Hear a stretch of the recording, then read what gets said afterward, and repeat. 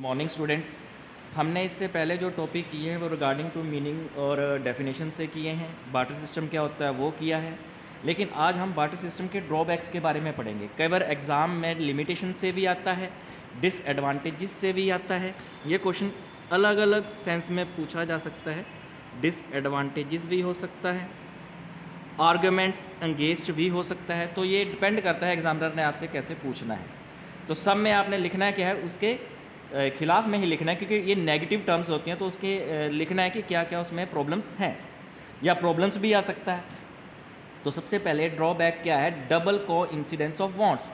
अब हमने जो पहले कंसेप्ट पढ़ा है मनी में क्या क्या होता है कि पैसे दिए और चीज़ आप खरीद के ले गए, लेकिन बार्टर सिस्टम में क्या होता है कि चीज़ के बदले में चीज़ आएगी। अब इसमें क्या है कि सिस्टम में दोनों तरफ से ह्यूमन बींग्स को क्या चाहिए, उनकी बेसिक नीड्स पूरी होती हैं उस गुड से, तो वो चीज़ आपस में एक्सचेंज करेंगे, वरना एक्सचेंज नहीं करेंगे। मान लो मैंने एग्जांपल लिया है, एक साइड फार्मर है और एक साइड फ्रूट सेलर है।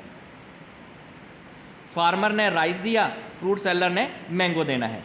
लेकिन प्रॉब्लम ये है, अगर फार्मर मैंगो चाहता है तो फ्रूट सेलर को राइस देगा, कॉमोडिटी टू कॉमोडिटी एक्सचेंज में यही था, और ये इसको मैंगो दे देगा।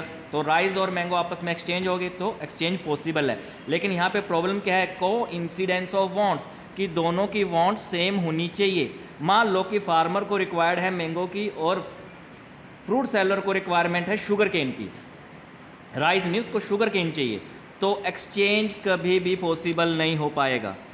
अगर मनी फैक्टर होता तो ये दिक्कत नहीं आती, पैसे से तो कोई भी चीज़ खरीदी जा सकती है, लेकिन कॉमोडिटी में आपस में चीज़ों का संबंध बनना चाहिए एक्सचेंज करने के टाइम में। अगर वो अलग चीज़ में डिमांड कर लेता है, जैसे यहाँ पे उसने शुगर केन की डिमांड कर ली है, राइस की नहीं की है, तो प्रॉब्लम आ जाएगी एक्सचेंज की। तो एक्सचेंज कभी भी पॉसिबल हो ही नहीं सकता।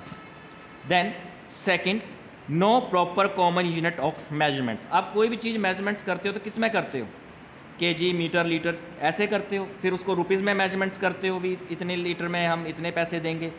तो कई बार क्या होता है, क्वांटिटी को मेजर्स करने के लिए एक्सचेंज के टाइम में प्रॉब्लम आती है। जैसे Ram agrees to give his 1 kiwi fruit to Shyam for getting 4 apples. Ram ने बोला कि मैं तुम्हें 1 कीवी फ्रूट दे देता हूँ, उसके बदले में मेरे को 4 एप्पल्स चाहिए। अब प्रॉब्लम क्या है, 1 कीवी फ्रूट के बदले में दूसरी तरफ से 4 एप्पल्स जा रहे हैं। तो कई बार क्या होता है, प्रॉब्लम है इसमें, एक क्या करेगा, लॉस सफ़र करेगा, दूसरा प्रॉफिट सफ़र करेगा, प्रॉफिट गेन करेगा। लॉस तो सफ़र हो जाएगा, क्योंकि प्रॉब्लम क्या है, अगर 4 एप्पल्स वो मांग रहा है एक्सचेंज करने के लिए, हो सकता है 1 कीवी फ्रूट के बदले में 1 एप्पल देना या 2 एप्पल देना ही पॉसिबल हो कि वो बैलेंस करता हो। लेकिन कई बार आपस में जब एक्सचेंज करना होता था कॉमोडिटी से कॉमोडिटी में, तो उसमें मेजरमेंट्स प्रॉब्लम्स आती थी कि इसके बदले में कितनी चीज़ दी जा सके जिससे हमें ना लॉस हो और ना ही दूसरे को प्रॉफिट हो। लेकिन इस केस में एक सिंपल अगर मैं देखूं तो साफ साफ पता लग रहा है कीवी वाले को प्रॉफिट हो रहा है और एप्पल वाले को लॉस हो रहा है, क्योंकि 1 यूनिट के बदले में वो 4 यूनिट्स पे कर रहा है। और इसके रिगार्डिंगली अब नेक्स्ट जो पॉइंट्स है वो ये हैं, कल डिस्कस करेंगे। थैंक्स।